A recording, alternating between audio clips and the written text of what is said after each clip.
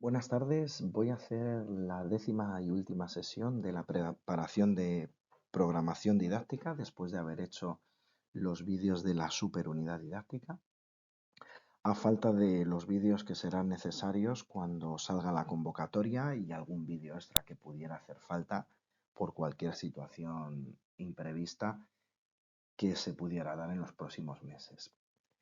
Os invito a reflexionar a que ya debéis comenzar a pedir citas para exposiciones y también pedir citas o enviarme material para la revisión de unidades didácticas o programaciones. Debéis poneros las pilas. Ahora viene lo que realmente es importante. El concepto de preparación de oposiciones ha cambiado un poquito y más en estas circunstancias tan especiales en las que estamos. Lo importante, lo realmente importante es la preparación particular, personal, individualizada. Y es cuando toca ahora. Sé que es un momento de trabajar mucho y de avanzar lo máximo posible. Son un par de meses duros, pero luego ya toca mecánicamente ir avanzando con las exposiciones que os permitirán, haciendo un número de exposiciones superior a 3, pues tener memorizado todo para que la exposición no sea algo en lo que tenéis que estudiar y prepararos a última hora, sino de una forma continua a lo largo de todo el curso. Por tanto, repito, muy importante, empezad a mirar el calendario, empezad a pensar en poner citas y comienzo con el vídeo de la décima sesión, donde hablaré de la evaluación y calificación, evaluación de la práctica docente a través de los indicadores de éxito, bibliografía y o fuentes y conclusión. Bueno, aunque un poco ajustado, se cumplen los plazos y finalizaremos el mes de noviembre con la preparación completa. Ahora viene diciembre. Diciembre es un mes un poco peculiar. Por un lado está el final de la primera evaluación, donde vamos a tope. Por otro lado hay festivos, una semana en la que tenemos 2 festivos y luego ya vienen las Navidades. Es un mes en el que si se sabe aprovechar el tiempo, se puede avanzar muchísimo en las oposiciones, entre el mes de diciembre y luego algo el mes de enero con las Navidades. Hay que ir a tope, hay que luchar, hay que comenzar este final de la primera parte de la preparación, porque yo considero que a partir de enero o febrero comienza la recta final, donde las semanas van voladas y hay que ir a tope con la preparación. Pues lo dicho, finalizamos el mes de noviembre con todos los vídeos realizados y ahora toca meter caña a la parte individual y personalizada. Por tanto, se cumplen los plazos que nos habíamos dado en un principio.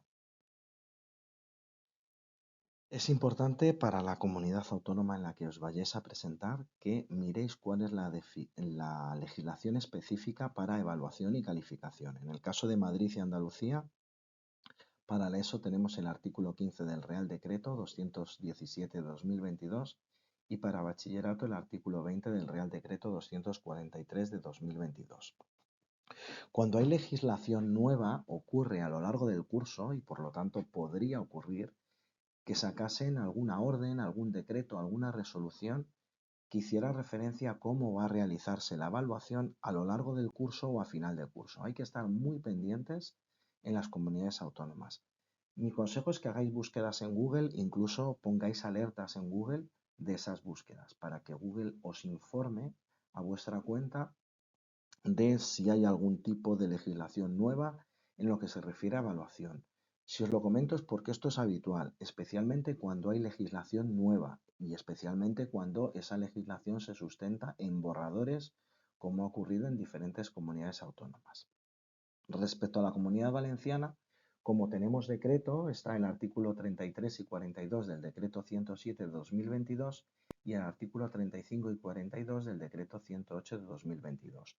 No obstante, hay que estar muy pendientes de posibles matizaciones legislativas que pudiera haber a lo largo del curso de cara a la evaluación final especialmente.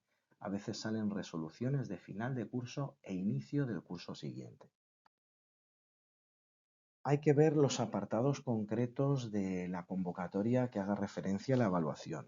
En el caso de haber una evaluación y calificación general como un único apartado, habrá que referenciar las diferentes leyes y hablar en general del carácter de la evaluación. Por ejemplo, nuestra evaluación será continua, formativa e integradora.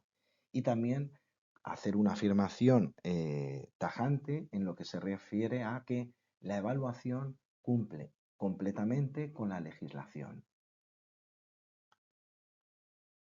Evidentemente, para explicar la evaluación debemos reformular la legislación, es decir, hacer una redacción sencilla, una forma fácil de exponer, de defender en este caso la legislación. Tenemos que llevarlo preparado, no se puede improvisar. Es decir, leer la legislación autonómica o en su caso la estatal, si no hubiera autonómica por el cambio legislativo, y hacer afirmaciones como la que os he dicho antes. Todo el proceso de evaluación, criterios de evaluación, calificación, corrección, etcétera, cumple con lo expuesto en la legislación vigente.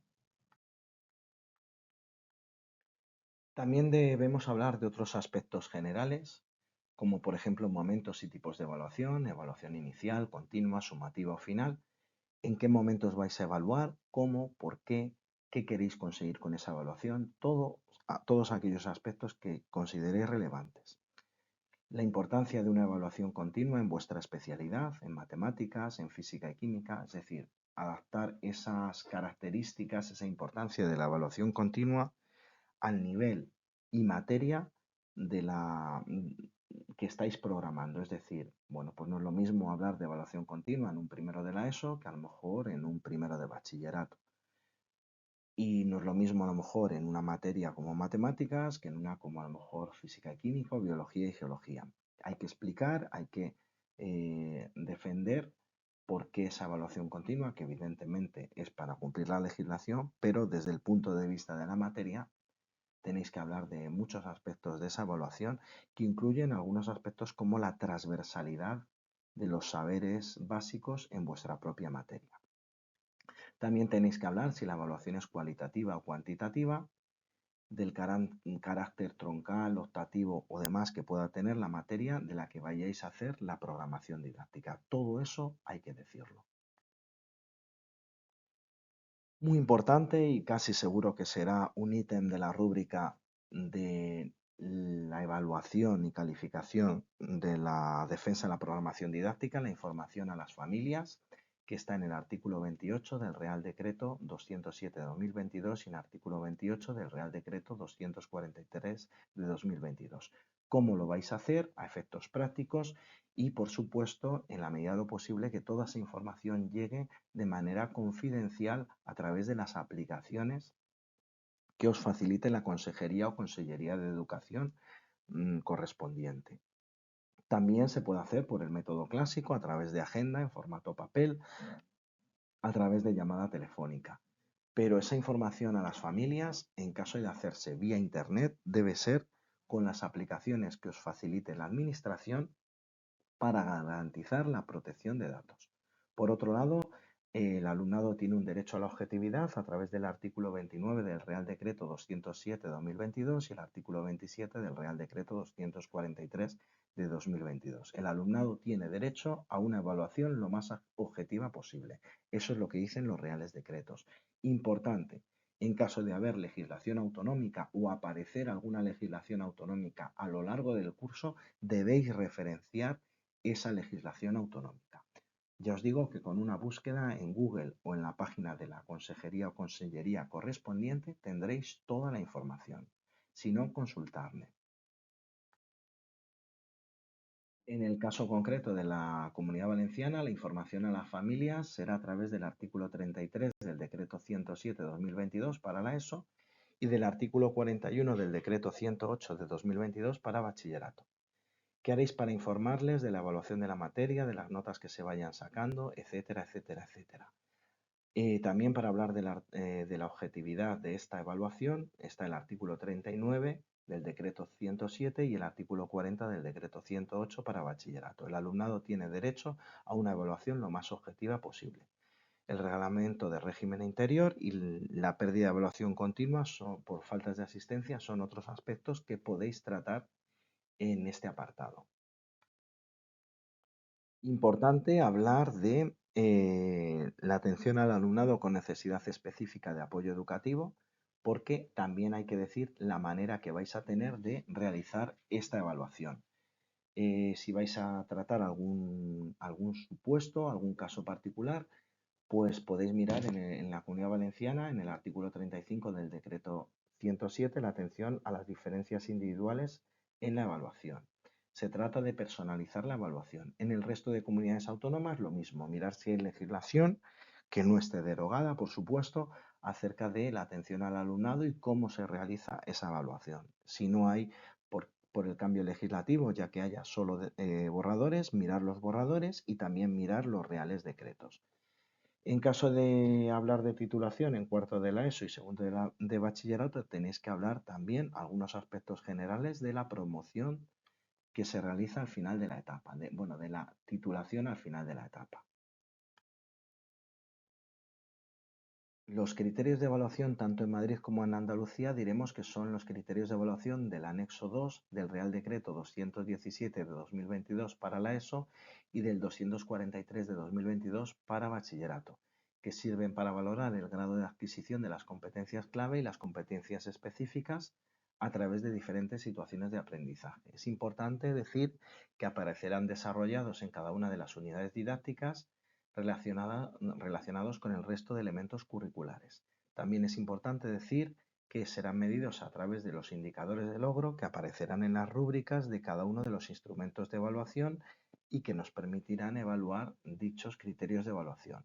Importante estar pendientes, no sea que haya alguna orden, resolución, decreto de evaluación de aquí a final de curso que regule especialmente la evaluación de final de curso y el inicio del curso siguiente, que eso ocurre en alguna ocasión en alguna comunidad autónoma.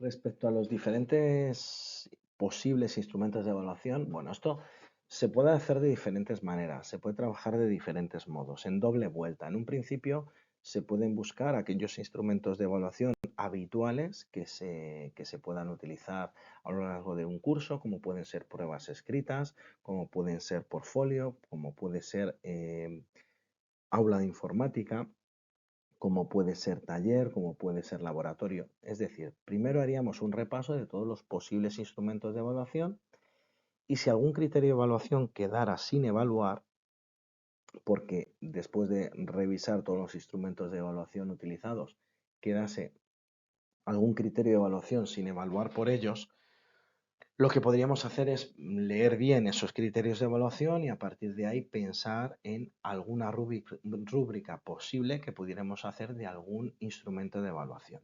Vamos a empezar a ver estos posibles instrumentos de evaluación. Estarían las pruebas escritas, exámenes con rúbrica o examen, o sea, examen más rúbrica de examen o examen con rúbrica integrada. Pueden ser las dos cosas.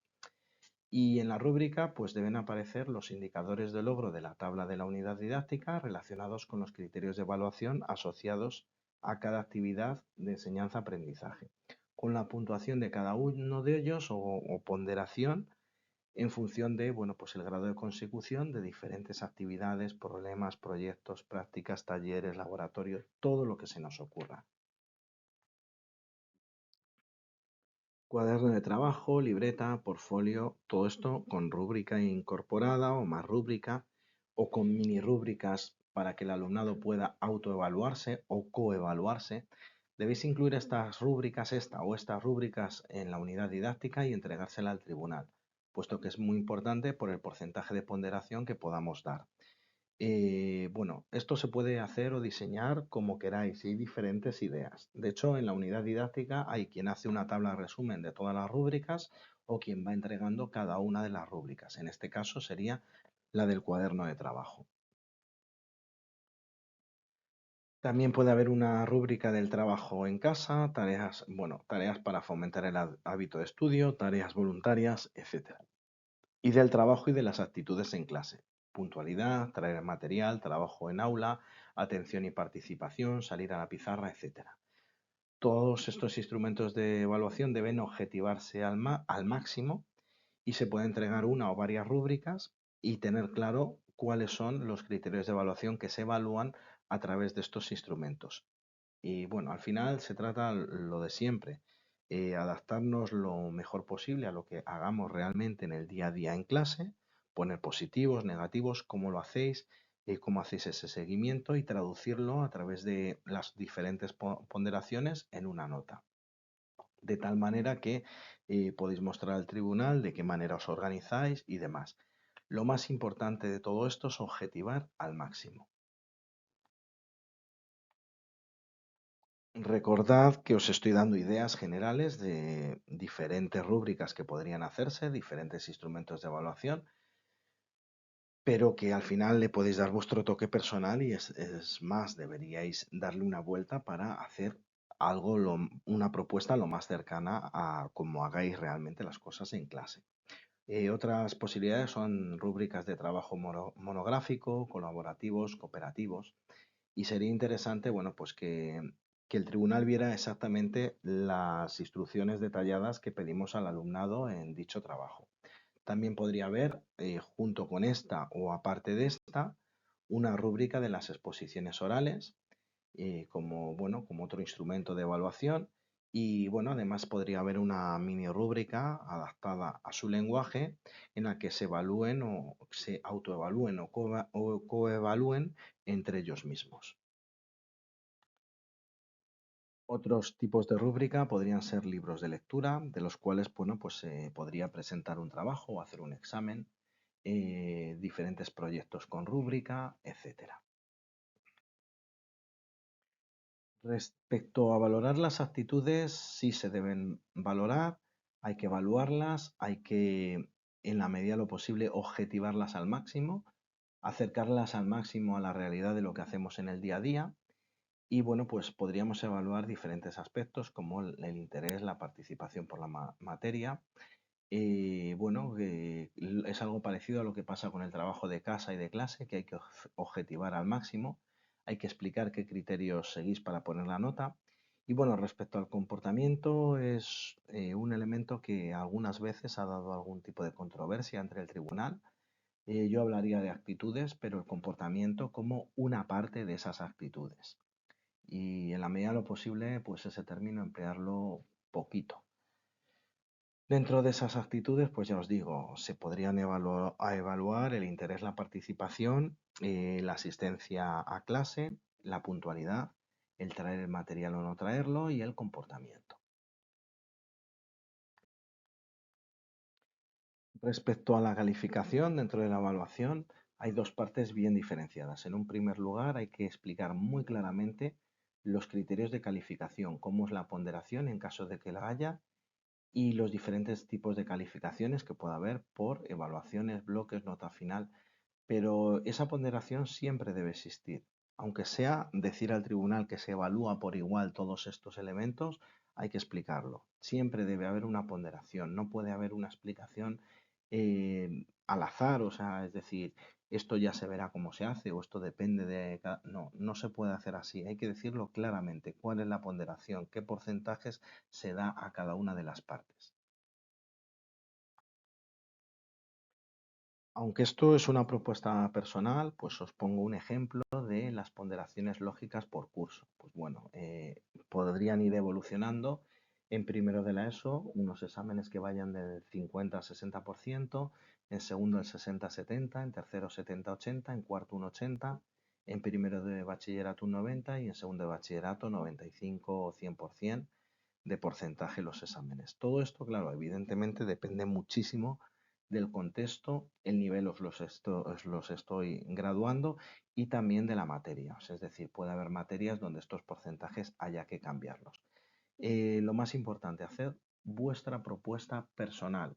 Es mejor que salga mal porque sea vuestra propuesta a que salga mal por hacer la propuesta de otras personas o por intentar quedar bien. Hacer vuestra propia propuesta. En caso de que vuestra propuesta no coincida con la del contexto, es decir, el departamento del instituto que estáis contextualizando no tiene los mismos porcentajes, plantearlo como un supuesto, ya que vuestra defensa de la programación es algo personal, individual.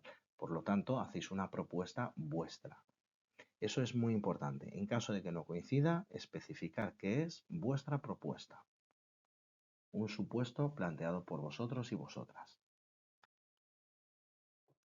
Debéis evitar en la medida de lo posible porcentajes extraños que surgen pues de dividir a partes iguales o de hacer una ponderación, bueno, pues dividiendo el doble, el triple y cosas así. Deben ser ponderaciones fáciles de explicar a las familias y al alumnado, especialmente cuando lo que se busca es una autoevaluación en niveles bajos como primero de la ESO. Dentro de la complejidad de la explicación de la evaluación y de estas ponderaciones debe ser sencilla esta explicación para familias y alumnado. Y también es importante, esta sencillez se transmitirá al tribunal y el tribunal rápidamente entenderá aquellos aspectos que estamos explicando. Además, es muy importante que la evaluación y la comunicación, tanto para el alumnado, las familias, departamento, inspección educativa o quien corresponde, sea muy transparente, que se comunique en todo momento a quien proceda y que para ello, bueno, pues expliquéis muy bien cómo hacéis las cosas. Sea como sea, hacerlo de la forma más cercana a vuestra manera de trabajar habitualmente, pero que quede todo muy claro sin ninguna ambigüedad. Es importante también hablar de, bueno, pues qué vais a hacer con el redondeo o truncamiento de las notas finales en las evaluaciones y a final de curso para introducir las notas en las diferentes plataformas que haya en cada comunidad autónoma. Seneca, Educamadrid, Itaca. Podéis hablar de todo esto en la programación didáctica, en la defensa y de las plataformas que vais a utilizar según la comunidad autónoma en la que estéis defendiendo la programación. Bueno, y ahora, si cabe, es todavía más importante hablar de la recuperación en diferentes sentidos. Es importante hablar de la recuperación a lo largo del curso, ya que no va a haber prueba de recuperación extraordinaria. Por lo tanto, solo está la prueba ordinaria de junio. Entonces, tenéis que decir cómo a lo largo del curso se va a ir haciendo la recuperación de la materia evaluada en ese mismo curso. Y por otro lado, también tenéis que hablar de la recuperación de la materia pendiente, de cursos anteriores. Entonces, bueno, pues importante respecto a la recuperación de la materia pendiente, que a este, entre comillas, dossier de actividades que podáis mandar, le deis el nombre correspondiente de cada comunidad autónoma. Es decir, si es un programa de refuerzo, ponerle ese nombre. Si es un plan de refuerzo, ponerle ese nombre. Mirar bien en la legislación a ver qué nombre se pone en cada comunidad autónoma a dichas actividades o a dicha planificación que se realiza para recuperar la materia pendiente. Intentad en la medida de lo posible plantear unas recuperaciones cercanas o parecidas al contexto educativo en el que estáis contextualizando la programación, es decir, las decisiones del departamento. Y nuevamente digo lo mismo, en caso de que esta recuperación no se haga igual, pues plantearlo como un supuesto que estáis realizando diferente al que ha planteado vuestro departamento, ya que la programación son propuestas personalizadas, individualizadas, etcétera. Bueno, esto que voy a comentar es importante. Podéis también plantear que hay que entregar algún tipo de plan o programa de refuerzo con actividades de enseñanza-aprendizaje para recuperar la materia. Y esta entrega de actividades podría tener una ponderación y podría tener incluso un seguimiento por parte del docente del curso actual, de tal manera que de este modo se pudieran evaluar criterios de evaluación con una ponderación parecida a la del curso pasado a través de instrumentos de evaluación que no fueran únicamente el examen. O sea, de esta manera lograríamos que la prueba extraordinaria fuera también diversa. Esto es importante. Recordad que es más importante que nunca porque ya no existen evaluaciones extraordinarias en la ESO, pero sí existen en bachillerato. Y en lo que se refiere a la calificación, pues recordad, justificad muy bien esa calificación, explicad por qué lo hacéis así. Podéis hablar de algunos criterios de evaluación del departamento o qué buscáis con dicha evaluación. Que quede claro, que no quede ninguna duda, que no quede ninguna ambigüedad. Y también ser un poco clásicos en esta parte. Podéis hablar también de vuestros instrumentos de calificación, cómo los organizáis a la hora de calificarlos. Cuaderno de clase, de profesor, hojas Excel. En cuanto a software de tipo IDOCEO, Aditio, Google Classroom, pues en fin, aparte de no ser personales, ya que la Excel la personalizáis a vuestra manera y la realizáis de una forma personal, individual, como exige la convocatoria de oposiciones. Por otro lado, algunas de estas plataformas envían datos a la nube, por lo tanto, mucho cuidado con esto, con la ley de protección de datos, que el tribunal os puede preguntar bastante al respecto. Sea como sea, si alguien decide, porque la plataforma que utiliza no envía los datos a la nube, si alguien decide utilizar algún tipo de estas plataformas, utilizad algún tipo de numeración o clave para que los nombres no aparezcan con nombres y apellidos y sean identificables. Y por supuesto, nada de poner fotos al mostrar al tribunal. De esta manera, bueno, pues podréis justificar que no se vulnera la protección de datos. Y por supuesto, como he dicho anteriormente, debéis hablar de la comunicación al alumnado, a las familias y a quien proceda, de una forma transparente y con la máxima objetividad posible. Lo dicho, no dejéis ningún lugar a dudas, no dejéis nada a la ambigüedad, que quede muy claro cómo se va a hacer la calificación, si va a haber redondeos, si se va a guardar notas, si se va a truncar. Y bueno, incluso plantear o plantearos para poder pensar si la calificación y la ponderación es correcta, pues diferentes casuísticas de alumnado, pues que va flojo, pero trabaja, hace mal los exámenes, etcétera. Diferentes situaciones que os permitan saber si el planteamiento de calificaciones y ponderación es el correcto. Respecto a poner notas mínimas, es importante que para hacer media es mejor no ponerlas, por dos motivos. Uno, primero porque tenéis que justificar por qué no hacéis media si no se supera una nota mínima, y lo que es aún más difícil, justificar por qué esa nota mínima y no otra. Lo mejor es hacer una ponderación adaptada al contexto que estáis planteando, que supere pruebas de casuísticas que podáis plantear, como he dicho anteriormente, y que no haya necesidad de poner límites, de poner notas mínimas, porque la propia media sale correcta al poner dichas ponderaciones. Como siempre, os aconsejo hacer tablas personalizadas de cómo vais a evaluar por unidades, por evaluaciones, por bloques. Todo esto es muy importante. Por lo tanto, incluyendo fórmulas que os permitan saber cómo se obtienen las medias. Fórmulas sencillas de explicar para el tribunal y fácilmente traducibles a un lenguaje que pudiera entender el alumnado. Es decir, aunque a lo mejor la fórmula sea para el tribunal, tendríamos que tener una traducción para esa autoevaluación del propio alumnado de esas medias de calificaciones que va a tener a lo largo del curso.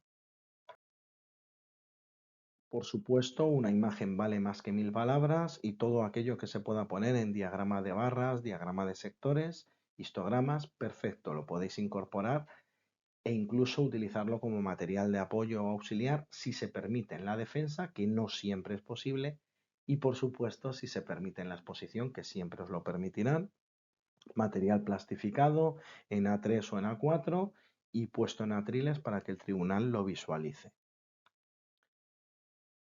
Podéis hablar también de qué hacéis después del examen, el aprendizaje después del examen, cómo podéis también incluso subir la corrección del examen a través de algún vídeo, a través de audiovisuales, alguna explicación de cómo vais a evaluar o cómo evaluáis o cómo se hace correctamente ese examen. Todo eso al final queda en la memoria del alumnado. Después de hacer un examen no hay cosa mejor que ver una explicación de cómo se hace, pues plantear diferentes maneras, de qué manera van a revisar esos exámenes, de qué manera van a aprender de sus propios errores, cómo se van a facilitar a las familias. Y nada, pues importante también podéis mencionar que los exámenes deben quedarse en el centro hasta 2 años después de haber finalizado el curso de dicha asignatura.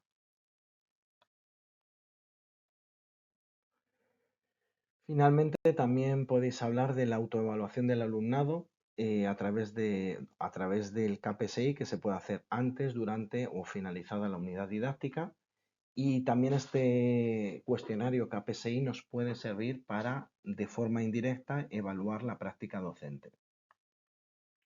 Bueno, a continuación iré poniendo diferentes ejemplos de cuestionarios KPSI que permiten al alumnado evaluar su propio aprendizaje y mejorar a lo largo del curso en la manera de estudiar, en las técnicas de estudio, hábitos de estudio y demás. Muy importante porque también puede servir, como he dicho anteriormente, para indirectamente evaluar la práctica docente.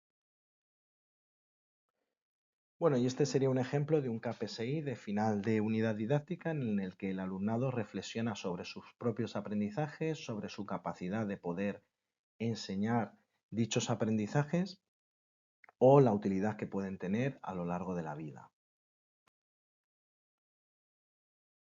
Y al finalizar la unidad didáctica, también dependiendo de los niveles, podemos incluir emoticonos o alguna imagen muy visual con la que estén familiarizados, familiarizadas a través de las redes sociales y que permita pues autoevaluar dicha práctica, o sea, dicho aprendizaje, sus propios aprendizajes. Cuando veamos las exposiciones, pues veremos, ajustaremos los folios, los tiempos, muy importante, cuando ya esté acabada la programación didáctica, se ajusta o no a las 60 páginas o las que sean según la comunidad autónoma, y en la defensa lo mismo, ver si se ajusta a la media hora o 20 minutos los que corresponda de cada comunidad autónoma. Lo importante es ver si se ajusta todo a lo marcado y en caso de tener que recortar, pues dependiendo del nivel, dependiendo de vuestra propuesta, se recortará o se añadirá folios y tiempo en la defensa para que quede lo más ajustado posible. También deciros que al final estamos acabando ya la programación didáctica, hay que preparar diferentes finales en caso de que nos sobre tiempo o de que nos falte. Bueno, y en toda programación didáctica debe haber una evaluación de la práctica docente a través de los indicadores de éxito. Y bueno, esta evaluación de la práctica docente junto con la evaluación del cumplimiento de la programación didáctica formarán parte de la memoria de departamento de final de curso, que ayudará a realizar la programación didáctica del año siguiente en caso de tener que introducir algún cambio. La idea es que algunos puntos del curso, bueno, pues en algunos puntos de la programación didáctica evaluamos nuestra práctica docente y reflexionemos sobre ella. También podemos extraer información de estos cuestionarios que he dicho anteriormente que se pueden pasar al alumnado. Y bueno, pues todo esto está en el artículo 15.8 del Real Decreto 207 y el artículo 20.4 del Real Decreto 243 de 2022. Para hablar de la evaluación de la práctica docente, hacemos una pequeña introducción donde hablamos de la importancia de evaluarnos en todos los aspectos posibles para mejorar nuestra calidad de docencia, aprender de nuestros errores, buscar la excelencia, no estancarnos, acomodarnos, etc. Salir de la zona de confort y podemos mencionar diferentes leyes de las que hemos hablado anteriormente. También hay que evaluar el cumplimiento de la programación didáctica y nuestra enseñanza. También esta evaluación puede ser una coevaluación por parte del alumnado o de algún miembro del equipo docente. ¿Y cómo lo evaluamos? Lo evaluamos mediante rúbricas con indicadores de éxito y puntuaciones ponderadas en las que debería haber al menos 3 rúbricas para este apartado. Una sería la autoevaluación del cumplimiento de la programación didáctica, otra podría ser la coevaluación del alumnado y luego una de autoevaluación de la enseñanza. Al menos estos 3 ítems podíamos trabajarlos en dichas rúbricas. ¿Y qué se puede valorar en la práctica docente, en la evaluación de la práctica docente? Pues cualquier elemento de la programación didáctica, contextualización, objetivos, competencias clave, distribución, secuenciación de contenidos, uso de las TIC, evaluación, atención al alumnado, cualquier aspecto de la programación. Vuestra propia docencia, preparación de las clases, puntualidad, diseño de exámenes, corrección, disponibilidad, dificultad, etcétera. Y bueno, pues de lo que se trata es de ser reflexivo, reflexiva, para pensar, bueno, si se está haciendo bien o si hay algo que se puede cambiar o mejorar. Bueno, este sería un ejemplo de los indicadores de logro, mejor dicho, éxito. Normalmente en las convocatorias aparece éxito y en la legislación, pero bueno, esto si no pone nada también podría ponerse como indicadores de logro. Indicadores de éxito acerca de la programación didáctica y nuestra práctica docente a través de ese cumplimiento de la programación, del desarrollo, de la evaluación, etcétera. Son ejemplos, son ideas que os doy para que los incluyáis en esta evaluación de la práctica docente. Y tan importante como los cuestionarios, como lo que vamos a hacer para evaluar, es cómo planteamos o cómo presentamos dichos resultados. Esto se lo podemos mostrar al tribunal, tal y como quedaría en la memoria final de curso del departamento, una recogida de datos cuantitativos, cualitativos y también a través de diferentes diagramas como diagramas de barras o de sectores. Y hay que especificar, dejar claro al tribunal cuáles de estas rúbricas son para el alumnado y cuáles son para evaluar nuestra práctica docente. Esto hay que hacérselo saber en todo momento y os recuerdo que debe hacerse también en este caso. Bueno, ahora os iré mostrando diferentes modelos de rúbricas o de cuestionarios que los vais a tener el PowerPoint debajo en la descripción del vídeo, con lo cual os lo podéis descargar y si alguna os interesa podéis echar un vistazo. Recordaros que en la medida de lo posible estaría muy bien relacionar estos cuestionarios con el artículo 91 de la LOE que habla de las funciones que tenemos como docentes. Hay otra manera de encontrar cuestionarios. Si hacéis una búsqueda en Google relacionando la evaluación de la práctica docente con inspección educativa con la comunidad autónoma respectiva, por ejemplo, evaluación de la práctica docente por parte de la inspección de la Comunidad Autónoma de Madrid. Pues si hacéis esa búsqueda, seguramente encontraréis algunos cuestionarios muy interesantes. Desde luego, os puedo asegurar que en la Comunidad Valenciana, si hacéis esa búsqueda, os salen cuestionarios de la inspección, cuestionarios de la inspección acerca de la evaluación de la práctica docente. También podéis incorporar algunos aspectos a evaluar de la propia asignatura, como por ejemplo la distribución de los contenidos, la organización del curso, las prácticas que hayáis podido realizar o la evaluación de la asignatura. También podéis incorporar en el cuestionario algunas preguntas sobre el material del curso o la bibliografía recomendada. También podéis relacionar en horizontal los indicadores de éxito de la rúbrica que hayáis creado con el artículo 91 de la LOE, que habla de las funciones que tenemos como docentes. A la hora de evaluar nuestra docencia también podemos incluir algún otro tipo de cuestionario. Y lo más importante de relacionar con el artículo 91 de la LOE sería artículo del 91 de la LOE con la LOE porque realmente no está derogado y continúa vigente. Y lo bueno de relacionarlo es ver si cumplimos con esos fines que se nos plantean como docentes. Es el cumplimiento de esos fines que tenemos como docentes que están marcados en el artículo 91 de la LOE. Y la extensión que podría tener en la programación didáctica sería 2 caras como máximo. Las rúbricas podrían ir en anexos, por ejemplo, o también como material auxiliar en caso de poderlo emplear. En el guión serían 0,5 páginas, media página, y en la defensa oral 1 minuto como máximo.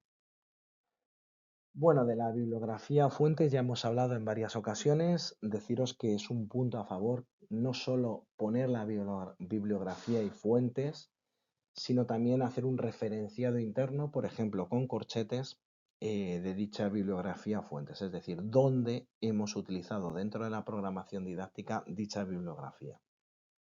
Si además esta bibliografía incorpora docentes de la zona, pues mucho mejor, o sea, especialmente si son docentes de secundaria o de la universidad que explican la didáctica de, bueno, pues algo relacionado con vuestra materia, es decir, pues didáctica de la ciencia en secundaria, didáctica del dibujo técnico en secundaria, lo que sea. Es decir, todos los referenciados que sean de docentes de un entorno cercano, muchísimo mejor, de universidades cercanas, de institutos cercanos, etc. La conclusión y opinión personal no suele ser un punto obligatorio, pero es muy recomendable, especialmente también para tener no solo escrito, sino también planteado cómo se va a hacer el final de la defensa y también una parte del final de la defensa y exposición. En caso de hacerlo, pues bueno, hay que tenerlo muy bien preparado, resumirlo correctamente y que sea un buen broche final para la defensa. O sea, se trata de dejar, en segundo lugar, un buen sabor de boca al tribunal después de la defensa y también en el momento de la defensa marcar claramente cuándo finaliza la defensa de la programación y cuándo comienza la exposición de la unidad didáctica. ¿Y qué podemos incluir al hacer la programación didáctica? Bueno, pues podemos incluir lo que hemos logrado hacer, enlazarlo si es posible con la introducción. En la introducción decíamos lo que pretendíamos hacer, pues al final en conclusiones lo que hemos logrado hacer. Y bueno, pues hablar de las características más relevantes del curso. Es un buen momento para recordar que la programación didáctica es flexible y dinámica y que se puede modificar según las necesidades del alumnado a lo largo del curso o por decisiones del departamento. Bueno, y al final podéis terminar hablando un poco de lo que habéis incluido en vuestra programación didáctica de vuestra experiencia como docentes. Es una forma indirecta de decir que tenéis experiencia docente sin especificar o sin entrar en demasiado detalle, pero es una forma indirecta de decirlo. Y realmente que es una propuesta personal y que creéis en ella. Pensad que la conclusión en este final de la programación escrita puede dejar muy buenas sensaciones al tribunal y puede ser un broche de oro para la programación didáctica. Pensad muy bien cómo lo vais a hacer. Yo desde luego incluiría conclusiones y opinión personal. Recordad que es el final de la programación y por lo tanto habrá que ajustar al espacio que nos quede. Tanto espacio escrito, entre 0,5 y una página como máximo, en el guión 0,5 páginas o en la defensa oral 30 minutos. Es importante llevar practicadas dos conclusiones, una más larga y otra más corta, en función del tiempo que nos quede al terminar la defensa. Importante, si nos sobra tiempo es porque algo nos hemos dejado. Pues esa defensa larga debe incluir diferentes elementos curriculares por si acaso durante el tiempo que los vamos diciendo, como ya lo tenemos ensayado y no se nos va a olvidar, pues a lo mejor nos damos cuenta de algo que no hayamos dicho.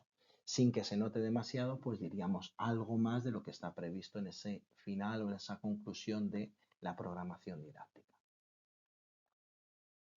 En lo que se refiere a la propia defensa de la programación didáctica, dejar muy claro que bueno, pues esto sirve también para marcar el final de la defensa y el inicio de la exposición. Podemos decir algo así como: con esto finalizamos la defensa de la programación didáctica y comenzamos con la exposición de la unidad didáctica si no hay preguntas por parte del tribunal. Algo así. Elegido la unidad didáctica tal. Lo que se trata es de marcar muy claramente cuándo se inicia la exposición de la unidad y cuándo ha finalizado la defensa de la programación, ya que en muchas comunidades autónomas hay un límite de 1 hora para las dos partes y un máximo de media para la programación didáctica. Por lo tanto, no ocurre nada si hacemos 28 minutos, por ejemplo, de programación y hacemos 32 de unidad didáctica, pero sí que ocurriría si nos pasamos en el tiempo de la programación didáctica. Es este el motivo por el cual hay que marcar claramente cuándo ha llegado el final de la defensa de la programación. Bueno, y con esto finalizo la parte de preparación, digamos, el curso, digamos, de superunidad didáctica y programación didáctica. Faltará seguramente algún vídeo cuando salgan las convocatorias, algún vídeo explicativo de los elementos diferenciadores de las convocatorias de oposiciones. Y bueno, si viera que hiciera falta hacer algún vídeo extra, pues lo haría sin ningún problema. Aquellos vídeos que vea que para todo el grupo son necesarios. Pero ahora llega el momento importante de verdad, el momento personal, el momento individual. Tenéis que empezar a pedir citas para realizar vuestras defensas de programación y/o vuestras exposiciones de unidad didáctica o superunidad didáctica. Es el momento de que avancéis, de que me pidáis revisiones y de que empecéis a pedir cita para hacer exposiciones. Ya es el momento.